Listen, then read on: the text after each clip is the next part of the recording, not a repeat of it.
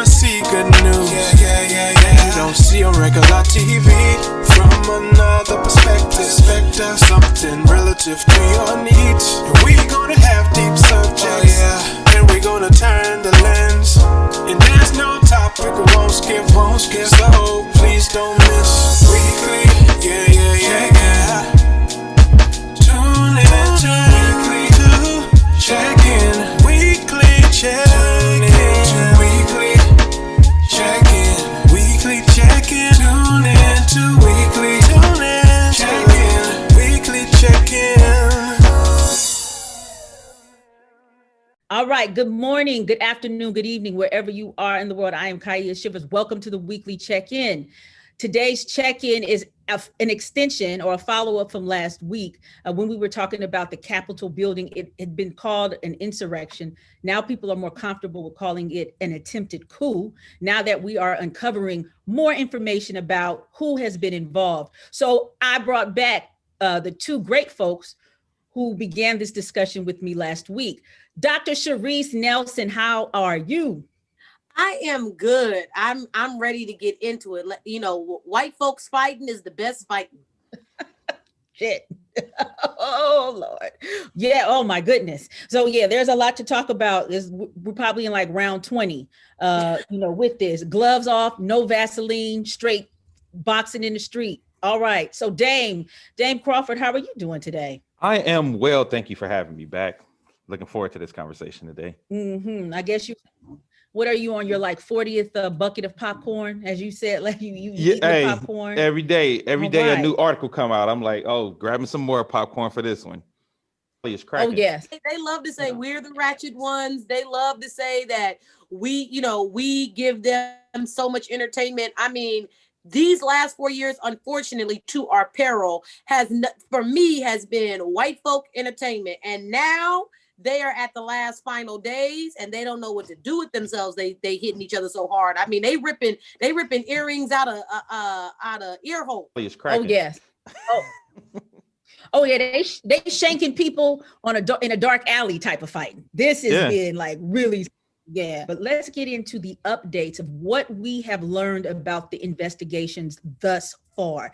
They have been dropping information like street mixtapes, like every 3 hours, every 4 hours. You like new updates, such and such has been arrested, new updates, such and such has resigned. So give me some of the information you think is pertinent to know that has gone on in these investigations. Go ahead, Dane. Go first. Okay. No. I was going to say one of the things, because I know we want to talk about the events, but also there are events that led up to it that we also need to talk about as well, because it's starting to look more and more like this was more of an inside job. This was more of an inside insurrection. You know, this is more of we kind of invited them to the cookout type thing. So you have which makes it a coup. Which makes it a coup. Absolutely. So you have Representative Mickey Sherrill from a Democrat from New Jersey who was on Facebook Live yesterday, and she said certain Congress people were leading the rioters on reconnaissance tours throughout the week. So a lot of the people who have been there, they knew where the people would be. They knew what offices to go hit. So it was like this concerted effort to be able to help those people get in there and get to certain specific people, which I think is even bigger than what we thought it was when you thought it was just a random trailer trash turn up. You know what I mean? Like now it's turning into like they had a lot of military people there. They had a lot of law enforcement there. They had a lot of people who knew where, because I don't know if people understand this, they had second, third, and fourth in line for presidency there in the building at the time of the insurrection. And people were trying, because they were trying to get to Pence, they were trying to get to Nancy Pelosi, so on and so forth. Like, so they were really, like you said, they were really trying to attempt a coup. Like, because you had people in there armed, you had people in there with zip ties to take hostages. This wasn't just some random things got out of hand. It wasn't that at all. So to Dame's point, right? Parler got shut down. Parler got shut down because of this, right? Because they saw on Parler, on this social media app, that the plan was in many ways was to not necessarily execute Pence or Nancy Pelosi, but to then hold them hostage and force them to then recognize Donald Trump as the winner of the election based upon the electoral votes, right? And the idea that Mickey Sherrill, like Dame said from New Jersey, points this out, it's extremely important because people must remember that when you visit the Capitol, there's a record of you being there. And that is one of the biggest reasons they've been able to snatch up some of these folks so quickly, is because they've literally gone back to the logs when you signed in, which was why they were able to so quickly put people on no-fly zones. So what we've seen is people getting ripped from the plane, people trying to fly home and then can't fly home. We've seen hotels. I'm in a hotel right now this morning where quote unquote protesters were denied their stay right here at the Westin in in Crystal City, Virginia, where they were denied and asked to leave by the Westin because they participated last week. And so what we're seeing is one of the biggest reasons we've been able to round up folks so fast is the shutting down of Parler and getting the information off Parler, but also going back to those lists where all of those people were they signed in to see particular people in Congress, and now they have their names and they can corral them, and based upon the Parler map, because there's a mapping of what happened, then they're able to see where they still physically are or where the last time they uploaded on Parler. And then attaching them to Facebook groups that have also been shut down and connecting them to the facial recognition in the videos and the ongoing investigations. In addition to that, you've seen a massive resignation by advisors under the Trump administration. I was doing a count, and I think since the Capitol building, there's been roughly about 15 people that have resigned, everybody from the acting Secretary of Homeland Security, Chad Wolf, to Education Secretary, bye Betsy DeVos, and other people that are linked to intelligence, even Melania Trump's chief of staff, who was one of the long-standing or long-remaining Trump loyalists, made an exit, and people have been doing it very, very quietly. So in addition to, you have Trump's accounts being cut, banks are disassociating themselves from him. There was supposed to be some big golf tournament at one of his resorts in 2022. That has been removed. Winter is here. And sorry to say, yes. And folk is slashing folk left and right. So let's talk more about, my question is that in the resignations, is what is happening, do you think that this is a clear message to people who are still Trump, who will still be Trump supporters or supporters of that idea? What do you think is going to happen? Well, I think you're going to have, the Republican Party has some decisions to make. Right? The Republican Party has to decide, are they going to go forward in the image of Trump, or are they going to try to go forward in their original form of conservatism? Because I've spoken to so many conservatives who consider themselves real conservatives, who like, what Trump is doing is not conservatism. Even his policy, like even if we take out the racism and all that and his rhetoric, they like just at the base of his policy is not real conservatism. So there's this schism that's happened already between inside the Republican Party, where you got the Lincoln Project jumping off and turning into their own party now. You have a lot of conservatives turning libertarian, and so now you have the people even in Congress, the Josh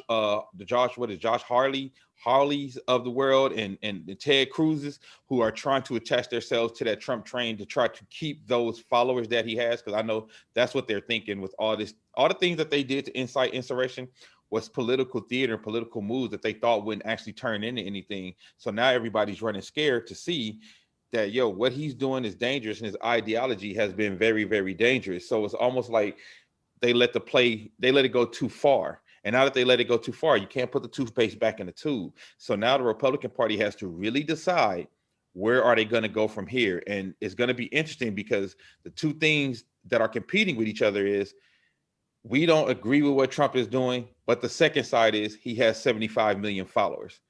So they are figuring out how to reconcile. Are we going to break with these 75 million that he has? Or are we going to go back to the Republican Party was and find ways to win using other cheating ways, through redistricting and gerrymandering and all of that. So I think that's what you see, a civil war, and there's going to be a civil war inside the Republican Party, just like there's kind of one brewing in the Democratic Party with moderates and progressives and the more conservative Democrats. But I think the Democrats are okay. They're holding right now in that war because we're getting enough done, right? The Republicans, on the other hand, they have two totally battling ideologies. And when you get Mitch McConnell to finally turn on Donald Trump, I think you're in trouble. And I think what people don't understand is you're really in trouble because Mitch McConnell not only has a lot more power than people realize, but he knows how to wield his power a lot better than Donald Trump. So we're going to see how, that battle royal plays out, because that's really the main event, Trump versus McConnell. Yeah, but what people have to remember is that in the Democratic Party, you become a member of the Democratic Party because you've fallen in love, where in the Republican Party you fall in line, right? There's a strategic difference in how the parties function and how they move, and which is why the Democrats are allowed to have some of these civil wars that Dave talked about, right? Because it's about falling in love, right? That's a part of it. It's about falling in love. And so when you don't fall in love, now you have a reason to gripe and complain. Whereas on the Republican side, it's never about falling in love. It's always about falling in line. And so now the question is that falling in line to what, to whom, to what and to whom, right? So do you fall in line behind Trump? And do you fall in line in such a way that you become a sycophant where you basically denounce democracy? Or do you fall in line behind Mitch McConnell, who says that Trump has gone a bridge too far, and then this is what we look like and are going to remake ourselves? Now, I would like to say, though, that what we forget is that the Republican Party has been faced with this ultimatum before about remaking themselves as a party. We saw this in 2000.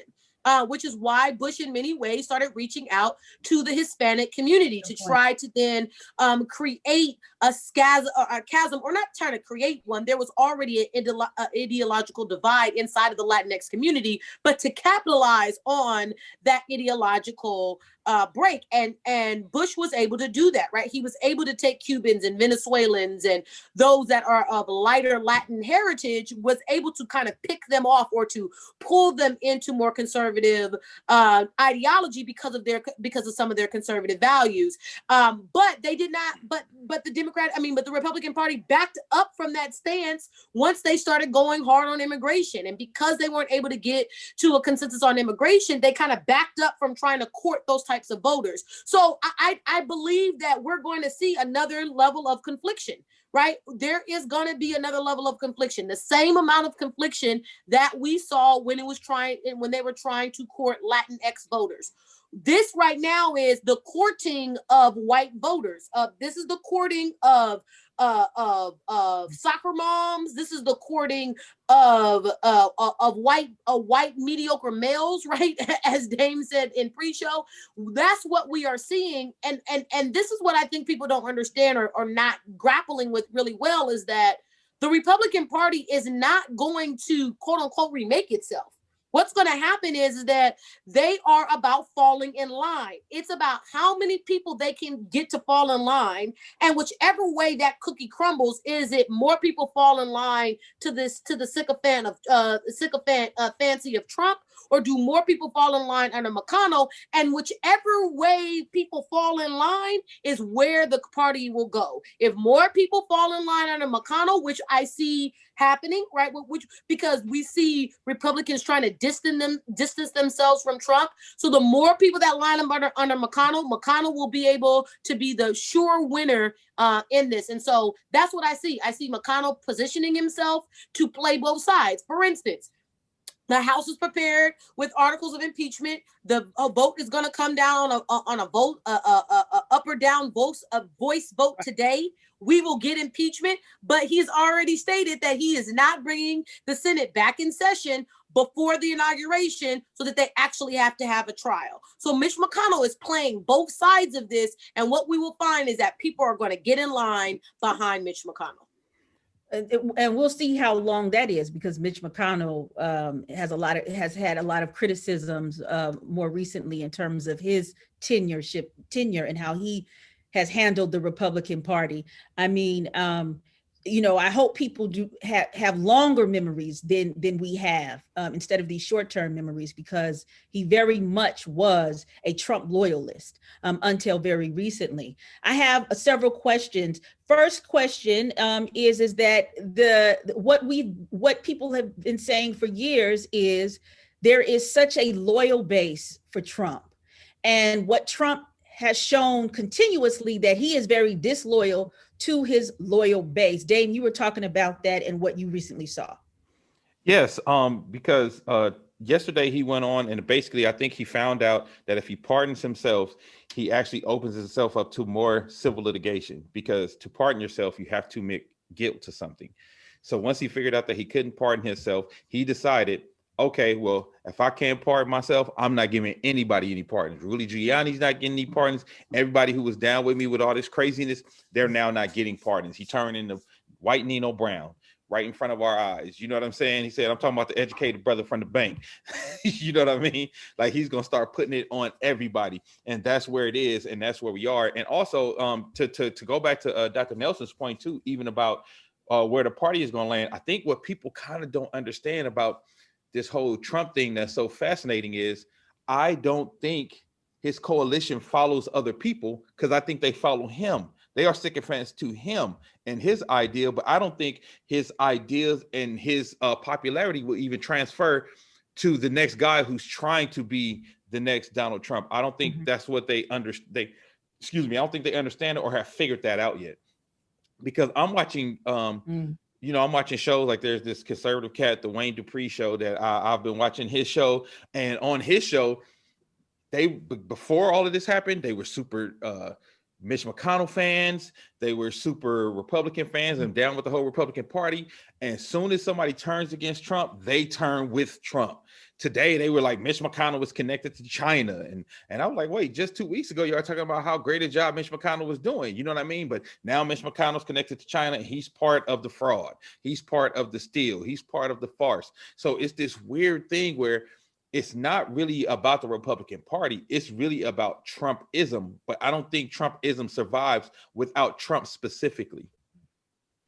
Which is why it's so important to basically mute him on social media, because he is, to your point, Dane, they are Trump sycophants. I keep repeating that because that's exactly what they are. They are Trump sycophants. The last charismatic Republican leader we've had was Ronald Reagan.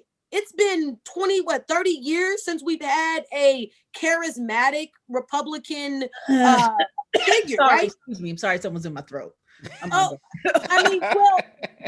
we want to talk about, I'll give them their Reagan. No, he was a great actor. I mean, he was an actor. What do you expect? Right. This dude was an actor. Struck a deal with the intelligence a long time ago. But yeah, no.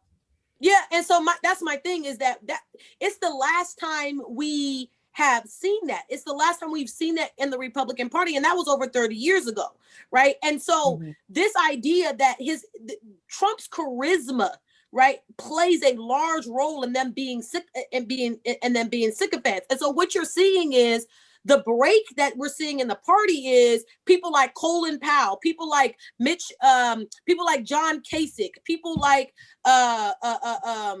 the senator out of Arizona who passed away, John McCain and his family. What you are seeing is the pragmatic Republicans saying that we care less about a charismatic leader. We used the charismatic leader to get what we wanted, but we are less concerned about the charismatic leader. So the question then becomes, for those that are in the trance, how many of them can they break from the trance, and how do we then stop so many of these people from going underground? Because what I'm seeing, even in my own circles, is that people that are Republicans who are more pragmatic, they are now separating themselves to try to create this new Republican Party. And it's, to me, it's not going to be effective, right? And it's not going to be effective because you have old school old school politicians who are going to literally leave this stuff on a loop, right? Social media has been the bane of political folks' existence because it keeps a record longer than people can remember. And all it takes is one photo or one resurrected tweet to remind people. And so that to me is why it's important to get Trump off of social media. That will then stop him from having the reach that he can have, because then these Trump sycophants will become smaller and smaller and smaller. But this is the pathology to me of whiteness and white privilege. How people 1 week literally can be diehard Trump supporters, and then the next week have this, but I didn't know it was that bad. I think we need to move on as a country.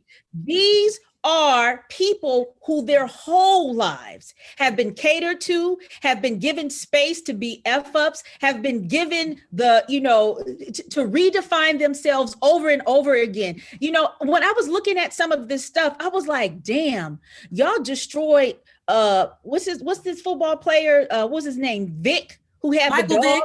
Yeah. Michael Vick. Y'all destroyed Michael Vick for the torture. Yeah, for the torture of dogs. And you have a whole collective of people who have siphoned money out of the United States, who have been responsible because of all of the rhetoric and the racist stuff that has been spewed for literal lives to have been lost. And also have supported an administration that has the country plummeted under coronavirus. But you can 1 week flip the script and expect to be, and in some areas be, quote unquote, forgiven and can move forward in a whole career. I have a problem with that. We really need to deal with this, what I'm calling a pathology of white privilege and whiteness, because it is costly to everyone. Because I think in some way, shape, and form, we have all catered to it. Now, of course, there are some of us who push back more than others, but this is what I see, these boarding school, overprivileged, as Dane put it, drop that heat you said. What was that term you used? A personification of white mediocrity. Boom. To still be in office. So, but Kaya, that to me, but Kaya, to that exact point, that's why it pissed me off so bad when they tried to pay, and I know you don't care for Nancy Pelosi, but that's why it pissed me off so bad when they tried to paint Nancy Pelosi as the person that held up the stimulus money. She wasn't the one who held up the stimulus money. She was trying to ensure, while you big businesses got cuts, firefighters have to go to work. They don't have a choice. They are considered to be essential workers. They're not getting hazardous pay. Many of them are not even getting paid the overtime because the states don't have the money. And she held the bill up to make sure that those type of people got paid. So on the one hand, you're upset about the fact that the economy has been shut down and all this other kind of stuff, but you're okay with Ruth Chris getting stimulus money, but you don't want to cut everyday people a check. You don't want to give everyday working people a stimulus check, and then you don't want to then support the states that have to pay teachers, firefighters, police officers, and they don't have the money to do it, and you don't want to pay them. And then while you don't want to do that, then you paint the other side as then being the obstructionist. I mean, the pathology is so damning. It is so damning, and it is so dangerous that it's literally costing lives. Very good. And I have with that, in response to what you said, I have to talk about the flip side is that just as much that there has been this coordinated, over the years, like this coordinated loyal Trump hysteria. Right now, what we're seeing is a coordinated attack to take his ass down, right? Ouch. So I want to talk about that, how now people are coming out and are doing all of these different things in play in order to, in my opinion, kind of purge as much as possible or move out all of this old dead skin and garbage that might block up the next administration. And Sharice, you were talking about the Ohio governor, doing something that I'll Yeah. And laughed so, at the so I want to back up really quickly because there was a white scholar and his name escapes me, and I wish I would have been prepared to. I didn't even think about thinking of this until you said what you said about Trump. And when Trump was first elected, it was very sad. I was talking to people about how I was a professor and how I was so emotionally charged that before going in class the next day, I threw up at my car because I was so emotional, because I knew I had to face students and help them manage their emotions, but mine were barely in check. And it made me it made me sick. And so I remember going to a conference right after that. And the conference was in November. It was literally the week after. Everybody was in a bad, kind of mood. And this white guy a white scholar did a paper, or maybe it was the next year. Yeah, it was in 2017 he did the paper. And he called it the Trump backfires. And what he was talking about in political science, and when you're a firefighter, that when you have a very large fire and you're trying to get in control of it, what you do oftentimes is you set a backfire and let that fire become a firewall so that the fire doesn't consume you in your spot where you're trying to tamp down the fire. And he said that, and he predicted what you're talking about in this moment, that Trump was setting backfires everywhere. But the problem is that when you set too many of them, they can come and engulf you. And that's what we are seeing in this moment, is that those fires have now caught up to him and they're engulfing him.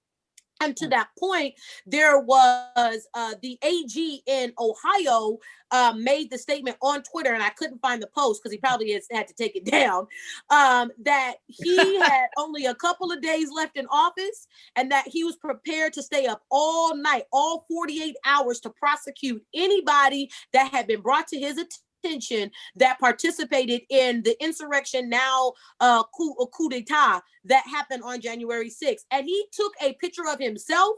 And he said, and the reason that to me it was so powerful is he's in a state that was won by Trump handedly. He's in Ohio where Trump won the state handedly. And he put his face out there and then showed a picture of his coffee pot and said, I'm up for the next 48 hours. Anybody that comes to this office will be prosecuted. If we get a picture of you, forget the federal government. We don't got to wait on them. We got our own sovereignty in the state of Ohio, and we will get you. And he's a Republican. Oh yeah, Dame, I see you've been wanting to jump in on this. What's your thoughts?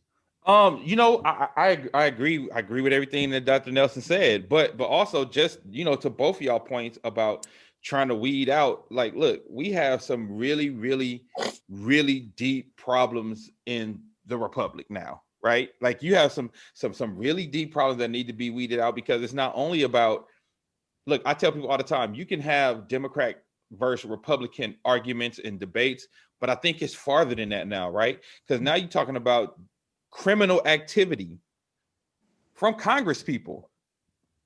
You're talking about people like Cruz, who was saying we need to battle like we on Bunker Hill. Rudy Giuliani saying we need to fight with, what did he say? Well, I don't say exact quote, but Rudy Giuliani saying we need to fight with force. Combat. Yeah, we need to combat with force or something like that. And then Trump literally saying we about to march down the Capitol Hill and go get Pence. And they walked down that, right after he said that crowd walked down that aisle and said, hang Pence. They were saying hang Pence, and literally had a noose out there in front. And back to your original point about, the craziness of this whiteness, after they did all of that, now they want to blame Black Lives Matter and Antifa for what they did. I just want to, let me talk to, if there's any of you MAGA people watching right now, I really want to look you in the face and ask you a question. And I want to ask you strategically, and, drop it in the comments or whatever, when you watch this show, strategically, tell me what benefit Black Lives Matter and Antifa would have to dress up, insurrect, to overturn an election that they just made happen. Please explain that to me.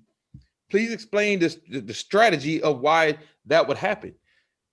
And, because it takes a special kind of stupid to pretzel twist your way like this, when you have people literally taking credit for it. Like, you have not only are they wrapped in Trump flags, like they're wrapped in Trump flags, they're wearing MAGA hats, and bigger than all of that, they're on camera from everybody to Jordan Klepper to CNN saying we are A, B, and C, and you can go to their social media of these people streaming live on their social media, yes. Where they also have a lot of other we support Trump. So it's not like you have these people who are streaming live and then you can look at the rest of their page and say, oh, they liars, they Antifa. Like, these are people who were clearly Trump supporters. Their tweets going back years, like Dr. Nelson said, even going through all of the people who were on Parler who were there.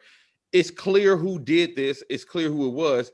But I think because now they are finally being looked at and wanted to be held accountable for, oh, now it's Black Lives Matter and Antifa. So no, take credit. Y'all did this. Congratulations. This is all y'all. Mm-hmm. Very good. And I want to go ahead. Go ahead, Kaya. No. Go ahead, Kaya. I just, it's just information that has come out in terms of the cleanup that is still going on in the Capitol building.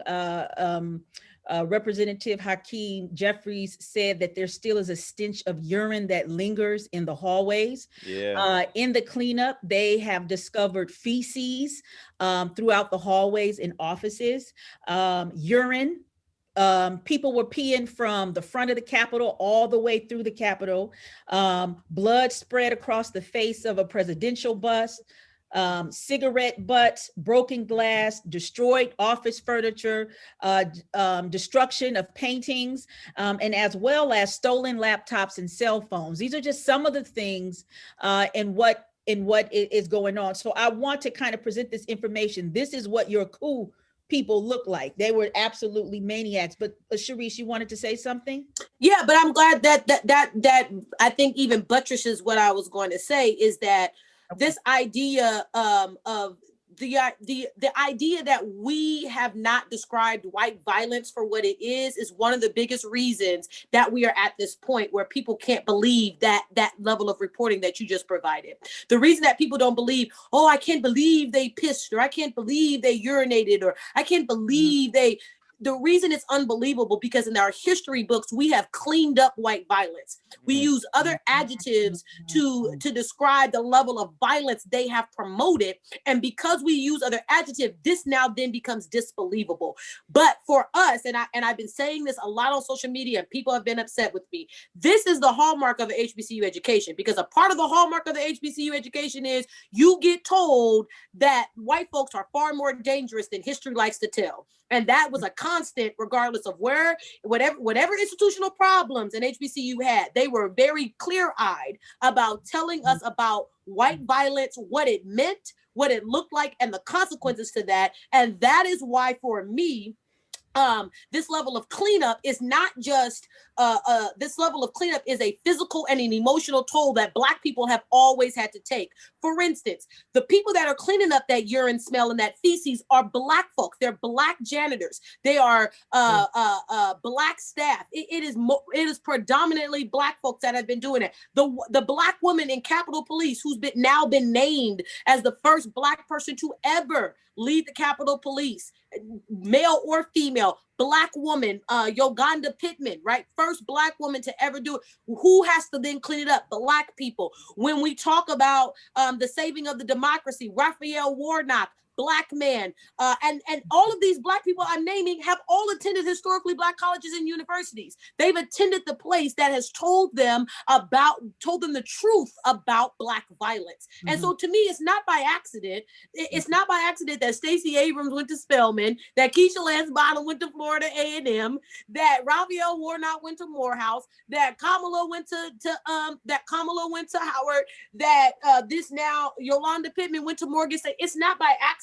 that the people that we are now asking to clean this mess up have attended the place that has told them the truth about white violence. But I also want to add, that's also something that I think you used to. It's not as much now, but even in Black households, Black parents would tell their Black children, especially if they were going into predominantly white spaces, to watch themselves, because the nature in which they will be handled would be much different. and perhaps the vitriol that they receive when they do things that are not within the framework that how they are expected to behave. So I must also, add that too as well, which actually segues into the second part, which started a conversation on mainstream media, but it has totally shifted because now they're just talking about, we want to impeach the president.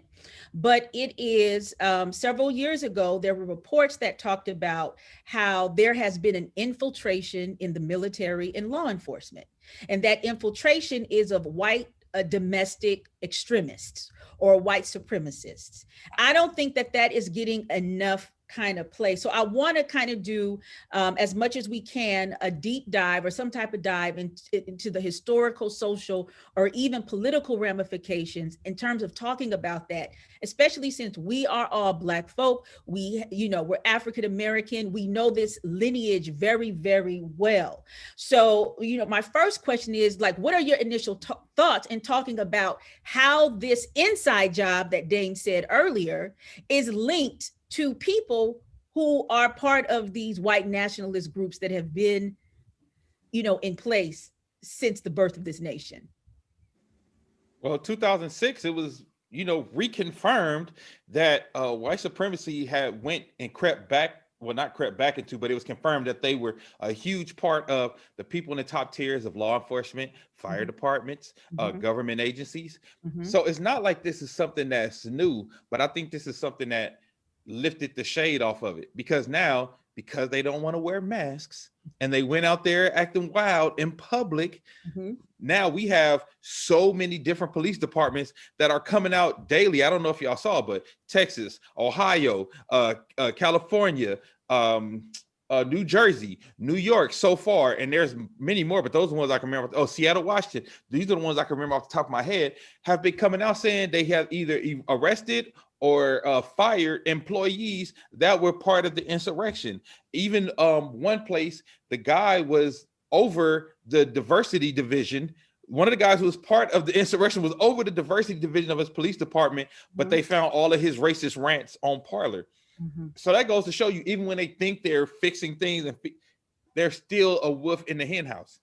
You know what I mean? And it's going to continue to be that way until, because listen, I tell people all the time, you probably can't ever really stop people from being racist, but you can stop them from being able to implement racist policies. And that's where the focus needs to be, right? We need to stop giving people like these guys the power to implement policing us, even if it's under the guise of racial equality, when they really still hate us. The reason they can do that is because the white supremacist system allows them to be able to continue to move around freely.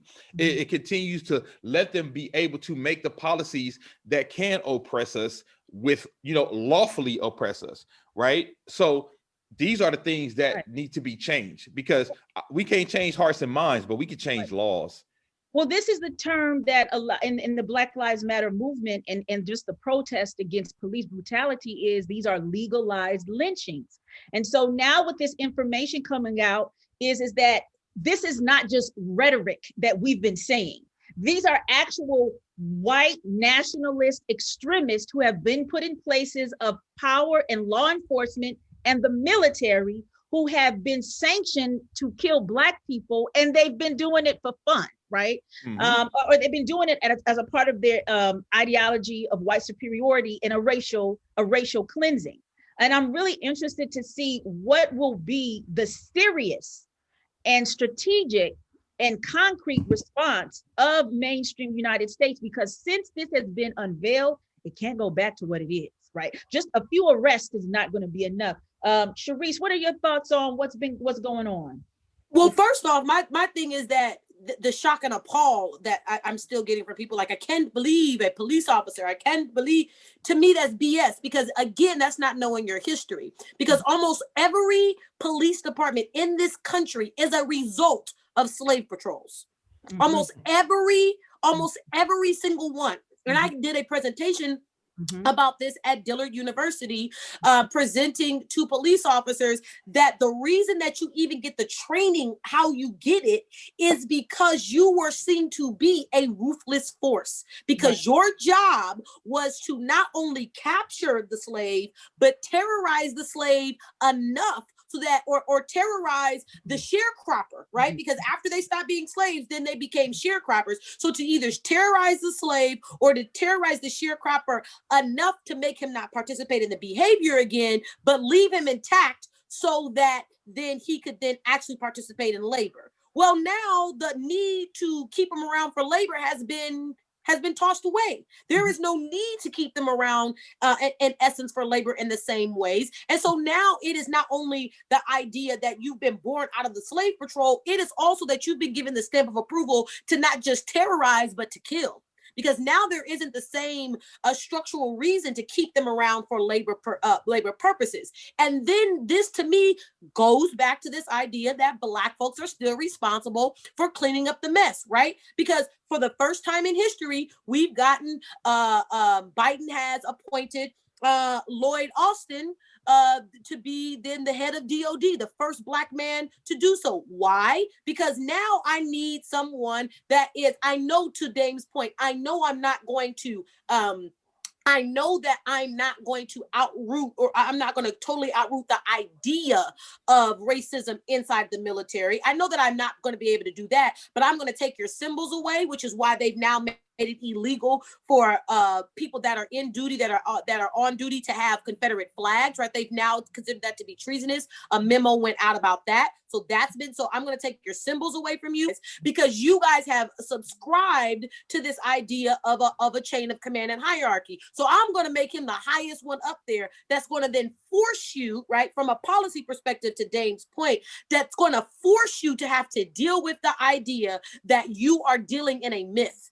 That what you are talking about when it comes to white superiority is a mythology. It is a pathological lie that has been told to you. And even if I can't break you from believing in that lie, I'm going to now call Black folks to now clean this stuff up, which I think is still detrimental. We are still having to do the work of holding on to the democracy with very little credit and with all of the burden.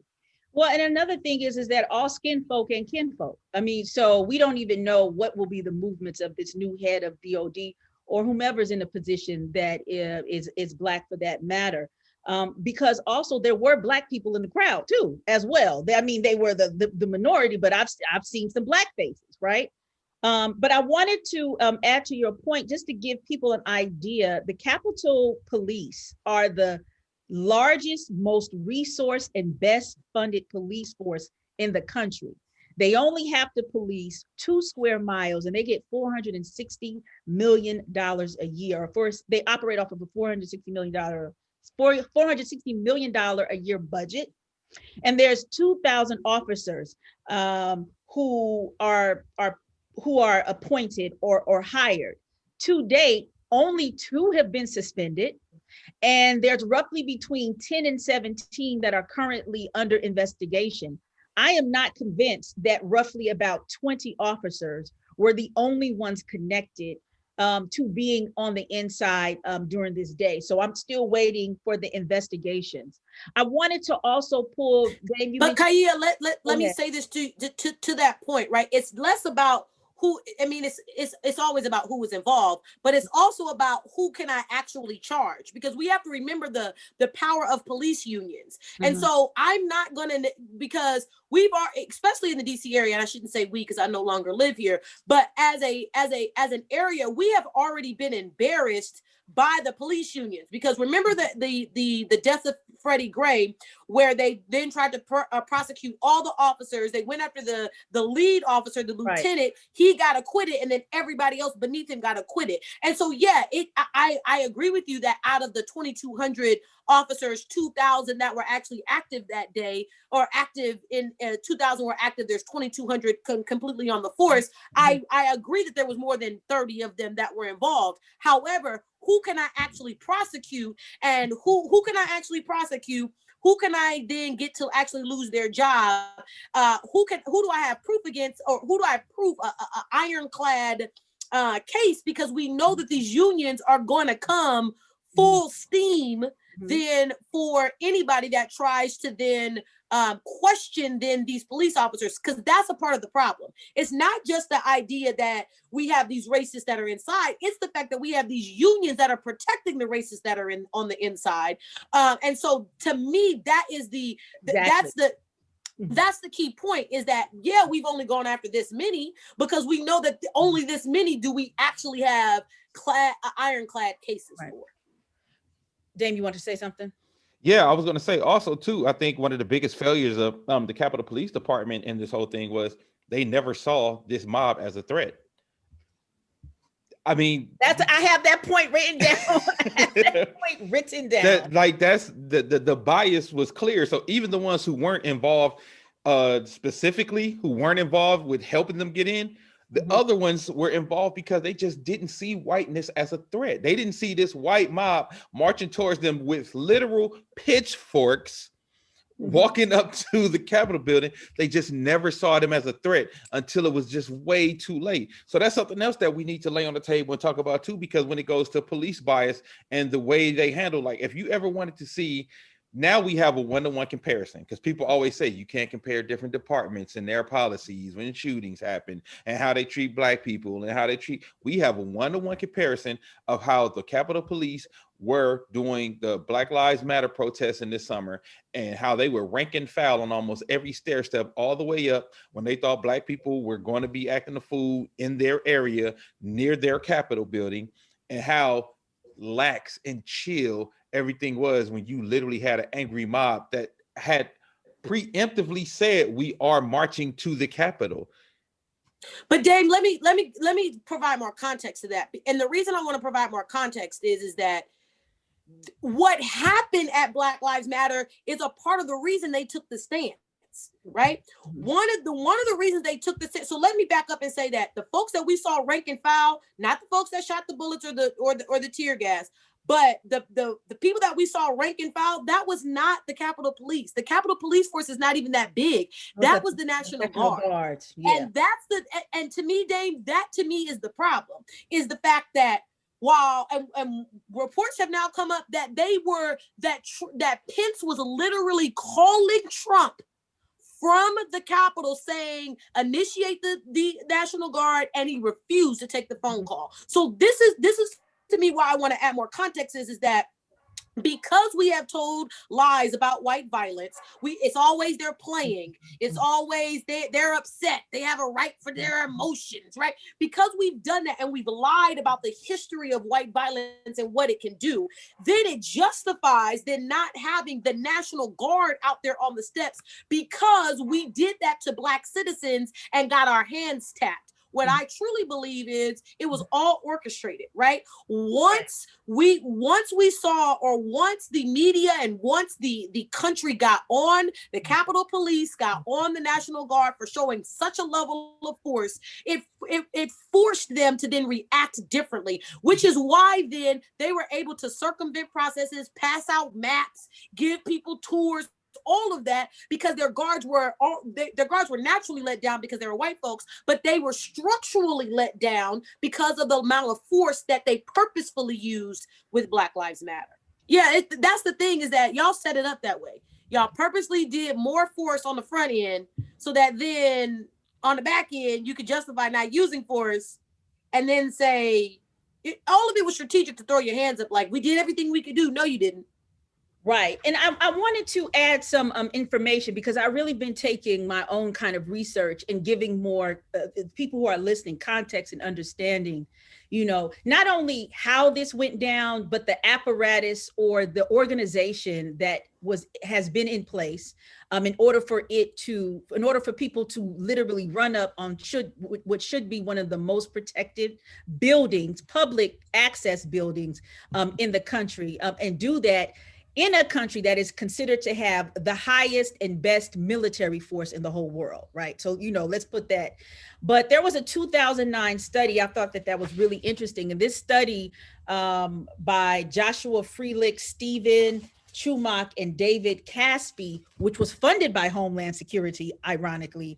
They wanted to understand, why are white extremist nationalist groups growing at the rate that they were growing? So this is 2009. So this is, a year, this was published in 2009, a year after Obama is elected. And there was this tumultuous, in him getting elected. So you're starting to see like this, the white nationalism bubbling up, but they identified about 5 aspects of what they felt were the keys and why this white supremacy was increasing. Said, 1, that it had a clear ideological message and goals. And I'm saying these because you see Trump today and you see how it is totally connected. They had a clear ideological message and goals. MAGA, Make America Great Again. It's simple, it's easy, you can flip it, right? They understood concrete actions to advance the ideology. So they knew that there had to be consistent, public, and very clear responses in order to amplify this MAGA ideology. This is the part that I think is really important. And this really connects back to white nationalists in the military and high-ranking ones, right? And being protected by unions, is that these groups are well-funded, and they use technology in order to disseminate their information. And they often paired what they did with any political advantage that they had. So they're connecting themselves, they are responding at very important times. When Black Lives Matter emerges, boom, here you have it. When conversations about immigration emerges, boom, there you have it. So they take these specific times to respond. And another thing is that they are internally cohesive.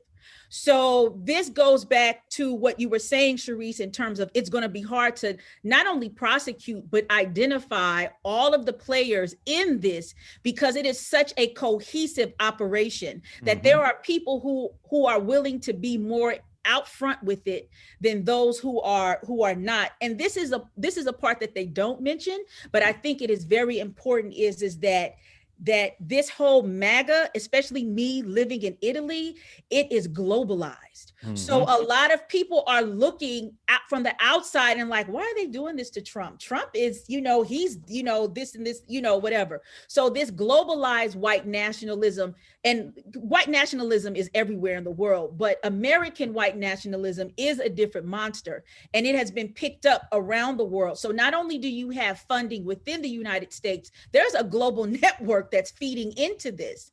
And I also must bring this in because I know it's a very loose connection, but also during the time of since Obama stemming now it's not an uptick.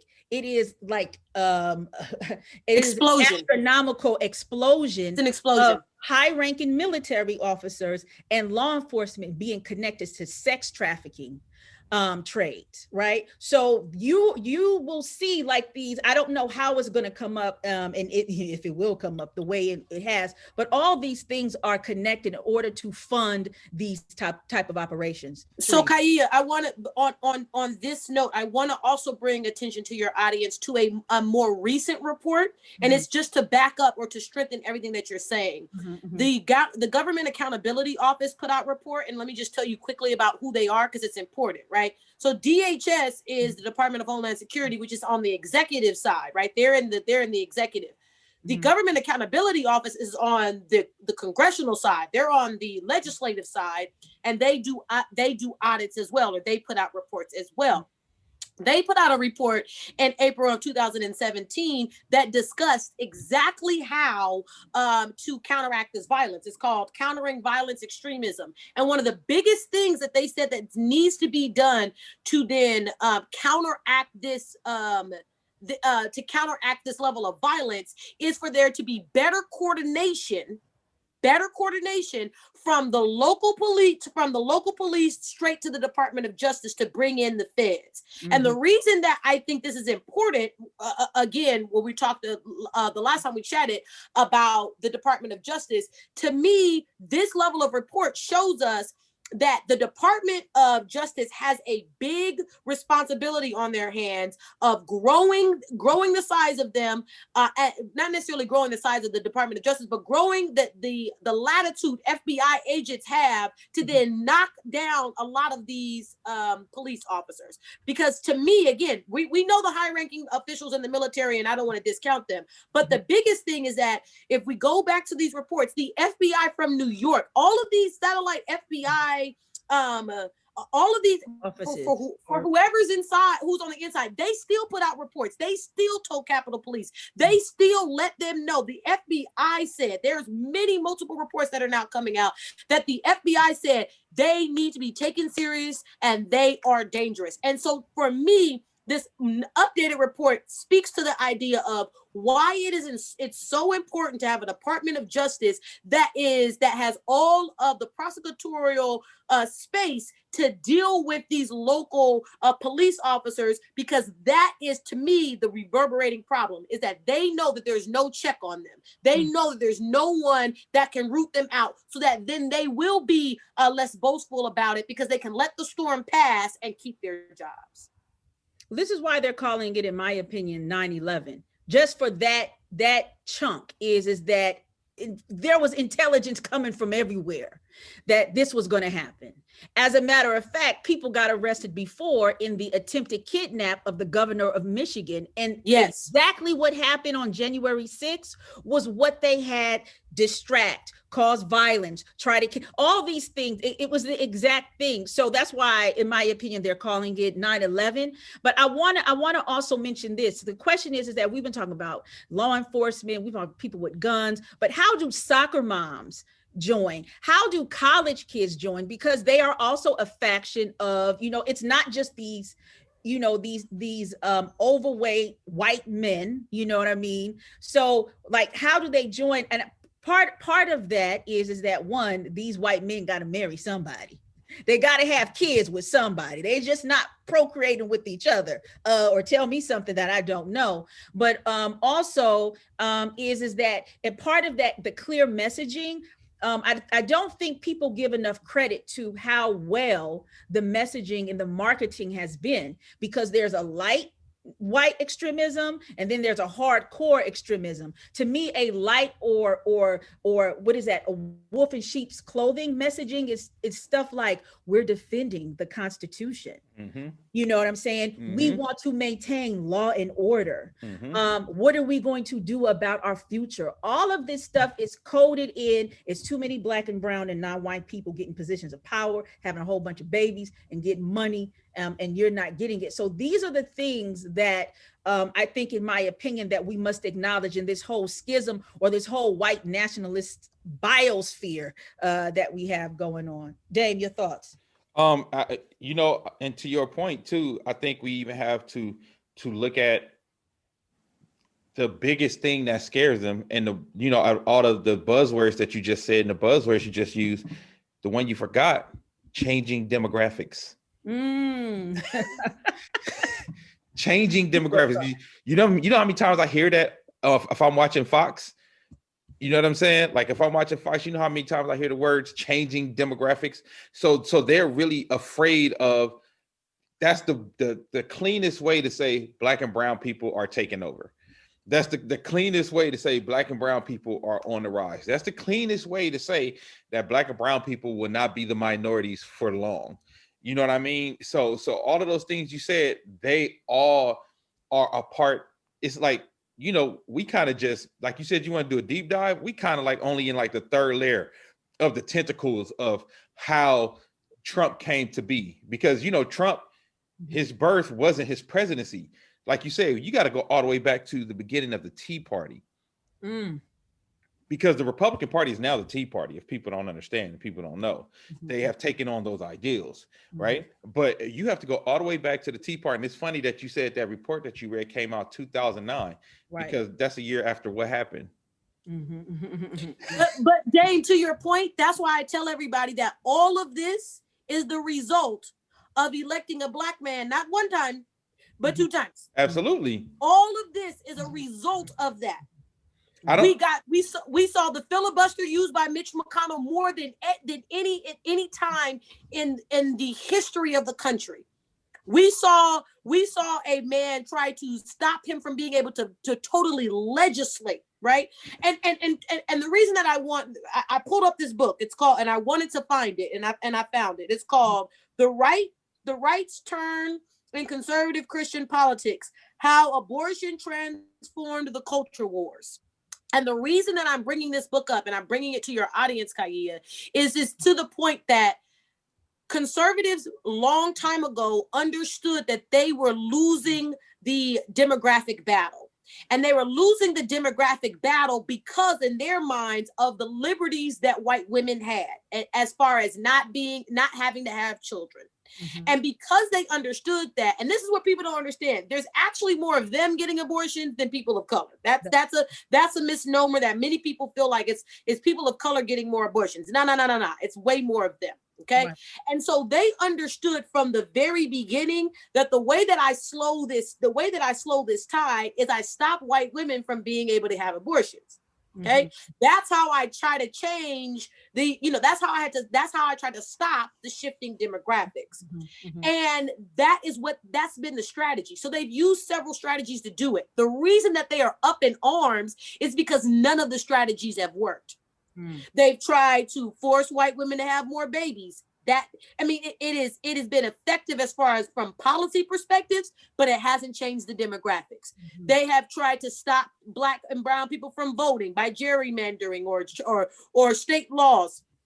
That hasn't worked as far as curbing the tide of demographics. They have stoked the flames of insurrection. They have said it's okay to talk bad about the Constitution, a Constitution that they would have died for just 6 months ago. But now all of a sudden, since the Black man now represents that Constitution, it's okay to throw it away, right? And so all of these strategies they've used to try to curb the demographics. And that is why we're seeing this level of explosion, is because they have now come to a realization that no strategic move is going to stop the changing demographics. And it is going to force them to then deal with the fact that they no longer have a monopoly on power. And because they no longer have a monopoly on power, that they're going to have to think about the interest of other people besides themselves. And that, to your question, is why the white soccer mom gets involved. Right. She gets involved because she understands that her little Jimmy is going to have to now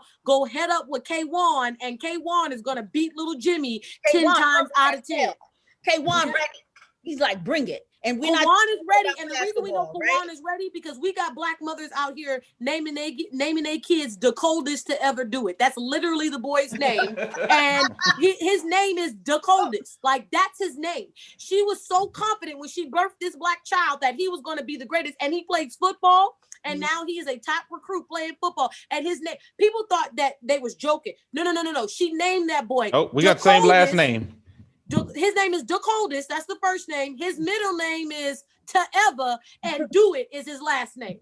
Period. So when we talk about how do the soccer moms get involved, or how do the college kids get involved, because the college kids are now sitting next to, and I can speak to this, and you can speak to this as a professor, they're sitting next to that Black or brown student that is light years ahead of them. They know it, they feel it, and now they want some level of retribution for the fact that they know that their power is being usurped. So that is the core of what we're seeing. Right. And they have to sit in front of a Black teacher. Yeah, that part, us. Because the Kaya, they sure don't want to see us. Not with these braids, child. No, they don't want to see us with these braids. Kaya, yes.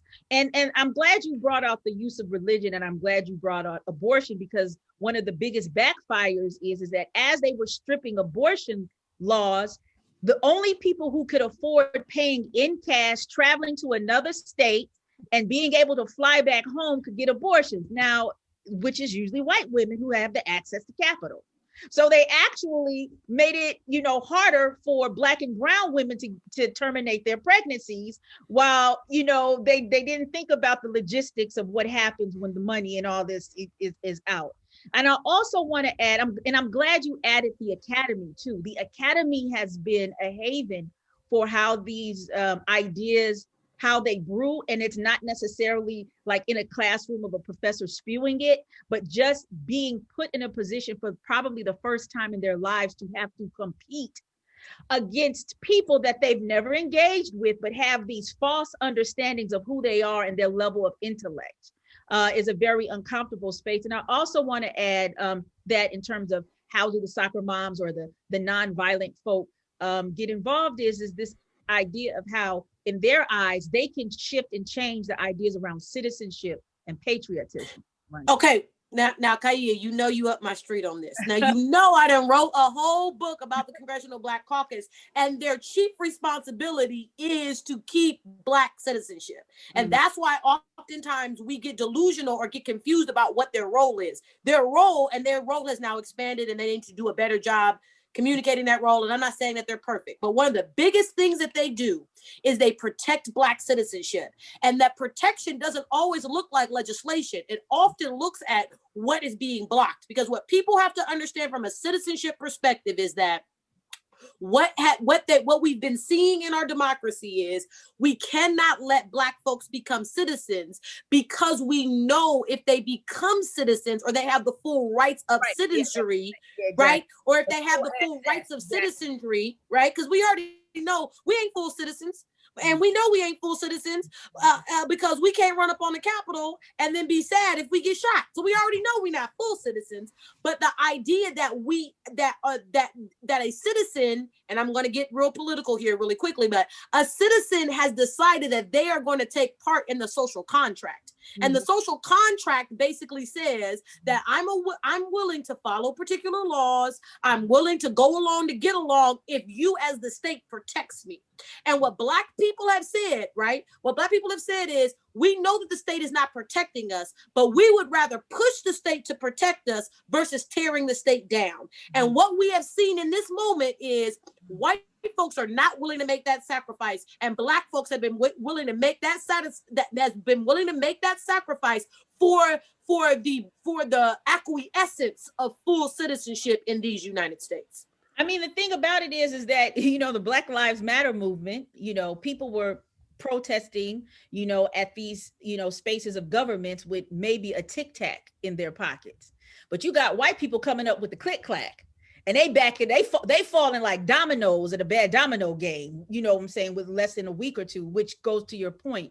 I also want to say this, Sharice, you said something that made me think about in terms of like what citizenship is. I don't know the adage about it, but it's something like the devil, like the greatest thing that the devil does is make people believe that the devil is not real, right? Mm-hmm. So that goes with politics. The greatest thing is to make people think that their vote doesn't count, their activism doesn't count, their political thing doesn't count. When they believe that, then 75% of the battle is won.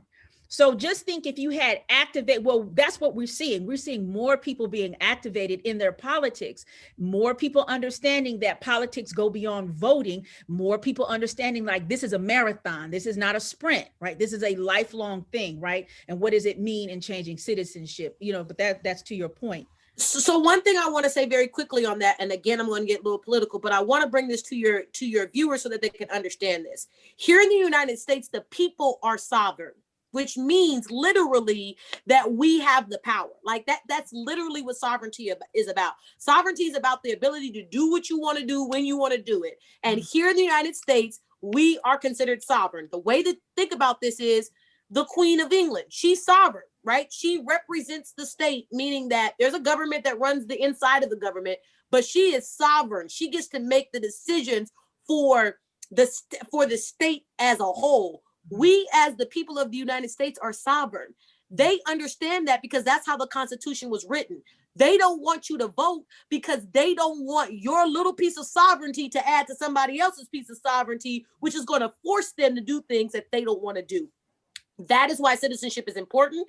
That's why understanding sovereignty is important, because that is the power that you literally hold. And to your point, if I can convince them that where the power actually lies, there's no power, then I dissuade you from using the power that's inherently given to you as a citizen of these United States. Good point. Last question. With all that has taken place, is defunding now considered a politically divisive or what's the term that my dear Obama used when he talked about, don't say defund the police. He said it was divisive. The divisive is it considered divisive now that we are beginning to acknowledge how much the military and the police have been infiltrated? So I'll take this one because I think I agree with him, and only because so I'm part of a new a new I don't know what you call a new organization called PAR, Police Against Racism. So I've been on phone calls with a bunch of community members, Zoom calls with community members and police officers talking through things. And the reason I think it's divisive is not because of what defunding the police actually means. Right. I think it's the term defunding the police. Okay. And I think that's what Change the language. Okay. And I think that's what Obama was trying to say. He was trying to say the language and the messaging of defund the police has been horrible, because in some places defund the police means reallocate the funds. Other places defund the police means abolish the police. So the messaging, it hasn't even been consecutive across different states and different chapters of Black Lives Matter. The messaging hasn't been the same. So I was telling them, listen, if y'all stop racism, y'all can keep y'all damn funds. You know what I mean? Like, because the biggest thing, because I almost feel like the defund the police became the red herring to actually stopping racism. Like, I understand the point of saying defund the police, but I feel like, honestly, defund the police is something that came from a liberal white woman who was trying to, I feel like defund the police is that liberal white woman thing that everybody jumped on board with, and now it takes away from the real issue. Right. Like, we know we need to reallocate funds. We know we need to do things that are more preventative for our communities. Right. But also still, even with that, even if you defund the police and reality, I still need y'all to stop being racist and beating our asses.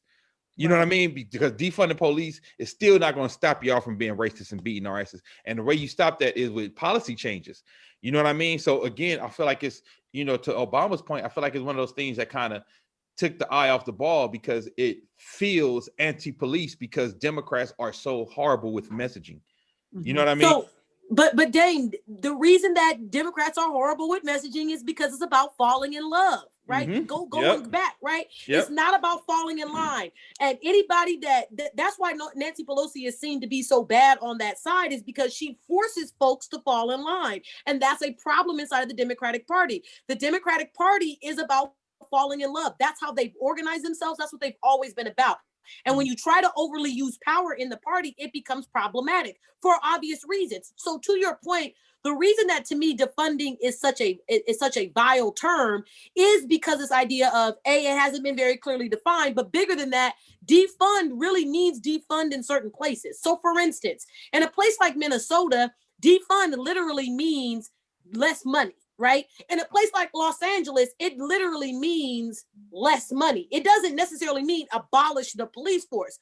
But in places like, the places like the middle of nowhere, Iowa, taking whatever little money that they do have or reducing that money is going to essentially result in the abolishment of that police force, right? And so that then causes folks, especially in rural areas, and I don't think that people are having this conversation about rural Blacks. Rural Blacks became really got on the scene with this national Georgia election, but we're not having conversations about the fact that for rural Blacks, defund the police is dangerous for them because oftentimes the rural Blacks are being the funding that's coming to them is to hire Black police officers in those rural Black areas. It's money that's going to them for those reasons. And so the reason that to me I think is dangerous is that defund means one thing in Los Angeles, it means something very different in Macon, Georgia.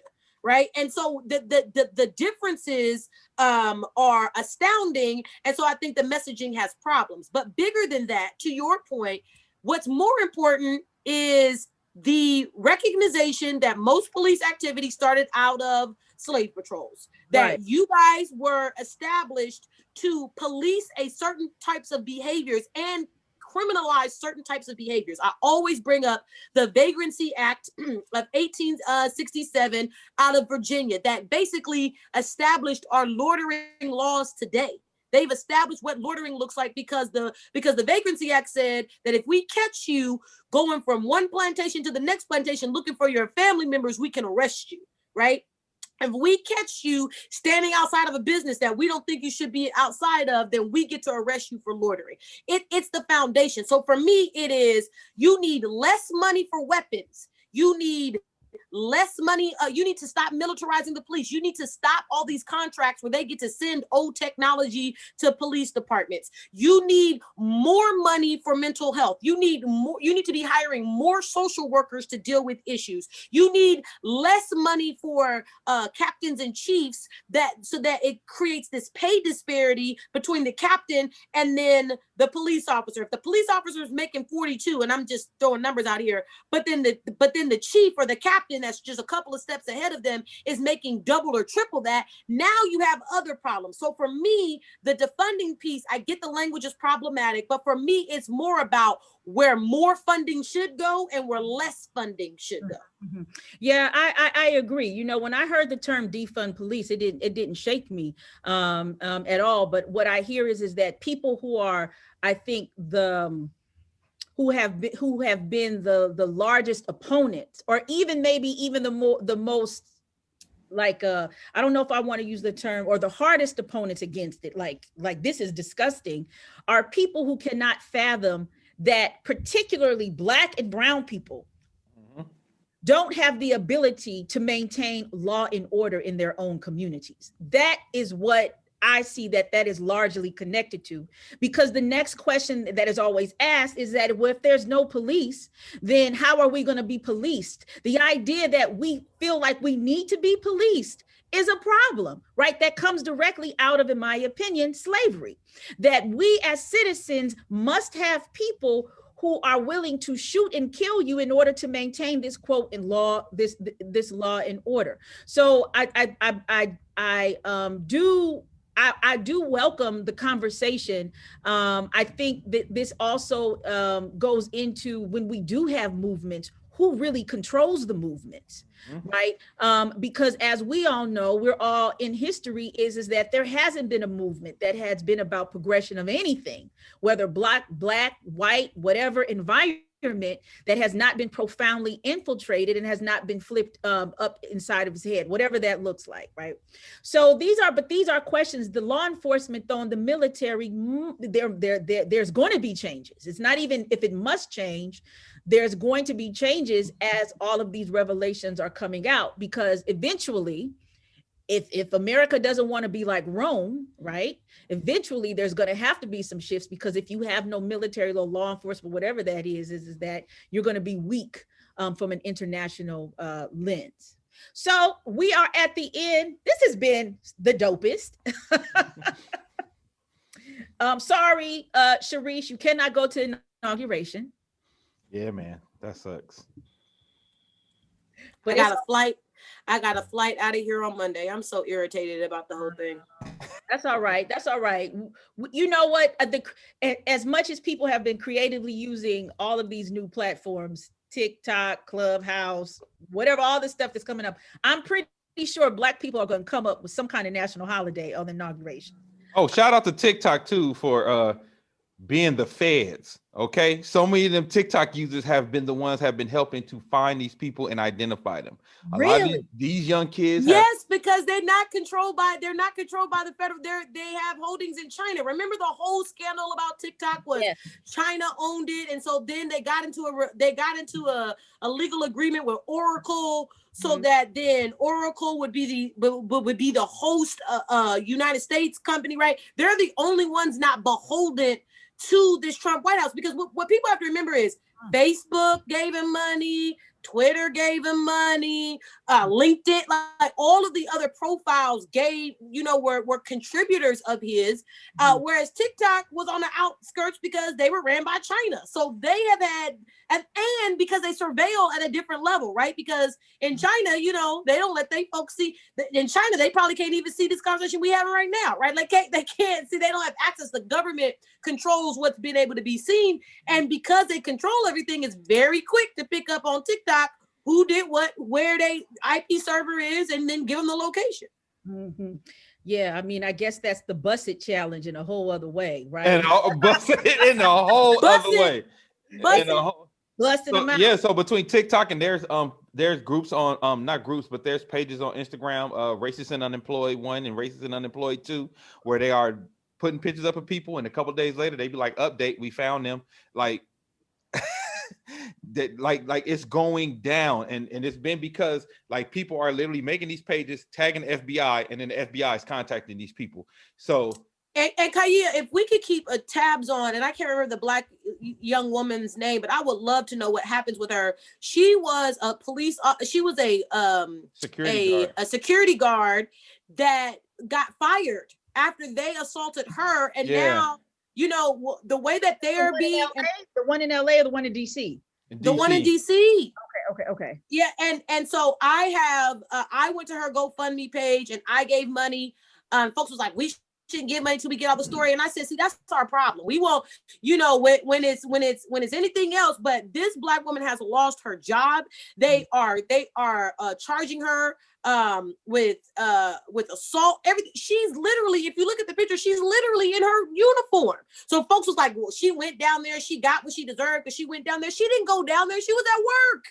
They surround her, she got separated from her group, they surrounded her behind, and so if we could just, you know, think about her and however way we do this, but just to think about her, because she's paying a dear price for just being at work. And that's something I think that, you know, for the listeners out there is that move more strategically in terms of putting money into things like that, instead of us always having to put, you know, money on GoFundMe funerals.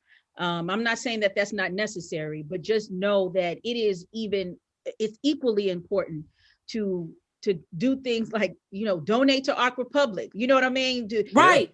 Saying like invest in media that moves you, that moves the situation. Those things are so important. I wanted to add this in terms of how how social media, how everything blew up in its face, because, you know, there's been a huge criticism. First of all, Facebook gets sued left and right throughout all of.